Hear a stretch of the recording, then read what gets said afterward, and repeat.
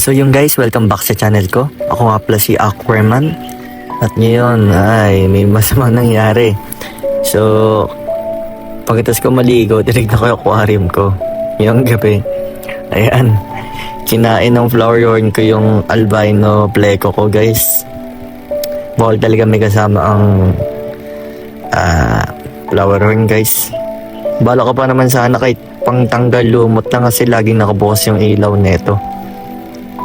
So yun siya guys, kinain niya. Wala na yung mukha ng pleco, sayang. Isa to sa mga mas nauna pa sa arwana ko guys eh. Nasa 5 to 6 months na din tong sa akin na to, sayang.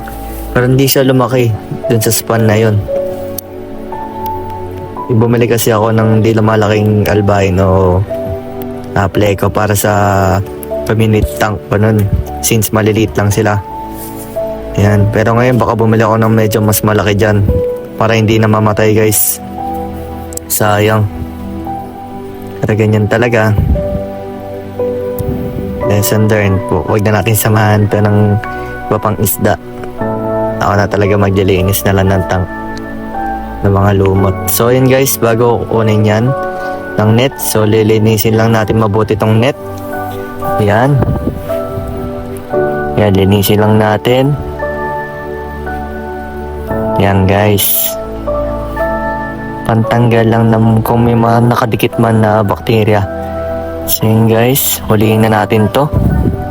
Yan siya, sayang. Pero kanina guys, bago ako ayun umaga, nung pinakain ko tong flower horn, gumagalaw pa naman to guys. Hindi niya mahuli pero nakita ko yung nahabol na nun.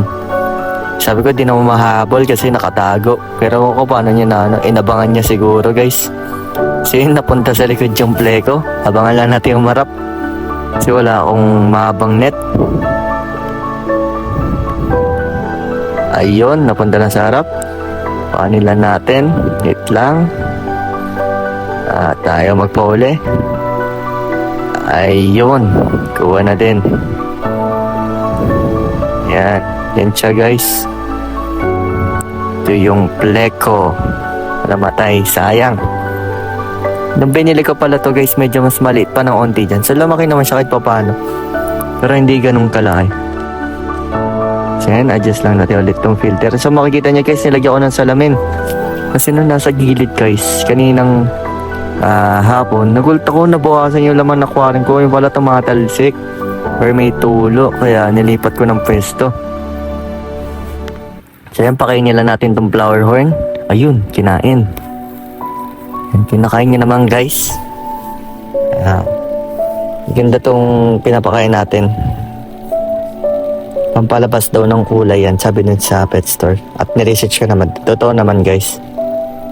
Sana tingnan natin kung kakainin. Tingnan natin kung kakainin. Di niya kinain. Di niya yata nakita yung likod nila pag. Okay lang yan. Wala na yata yun nila pag kung mali. Higop yata. So yun lang guys, don't forget to like and subscribe. At abangan nyo yung susunod kong video. Magpapakain tayo ng bloodworms. So yun lang guys. Bye!